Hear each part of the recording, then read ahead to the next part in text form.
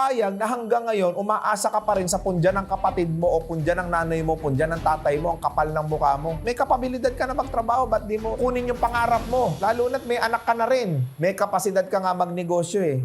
Ang mga anak natin, naglalakad, natutumba. Ikaw ba, kung parents ka, papayag ka ba, i-wheelchair ko na lang para hindi na matumba? Malamang hindi. Siyempre, gusto mo matuto yan. O yun ang ginagawa nyo sa mga kamag-anak nyo. Kaya naman tumayo. Ikaw ang may pakana. Kung ba't nalumpo yung bata, hindi na yung nakatayo. Essentially, what you've done is you have weakened your family because of your incompetence sa pera. Dahil hindi mo tinuruan ngayon tumayo sa sariling paa, hindi aasenso yan ang sinong may pakana. Sad to say, ikaw may pakana. Actually, hindi lang naman applicable yan sa mga OFW. Kahit nandito sa Pilipinas, nakakuha ng magandang trabaho yung kamag-anak, yun na yung ginagatasan nila. Minsan naman, nagsumikap sa buhay yung kamag-anak dito, nagkaroon ng negosyo, ginagawa nilang palabigasan. Yung mga kamag-anak nilang umasenso, umangat sa buhay. Kaya ang hirap umasenso sa Pilipinas. Boss Gilbert. I suggest mag-usap kayong buong pamilya. Dapat lahat kayo nagsasakripisyo, lahat kayo nagpapakahirap para tuparin nyo sabay-sabay yung pangarap ninyo. Nangangarap tayo para sa pamilya at para sa pamilya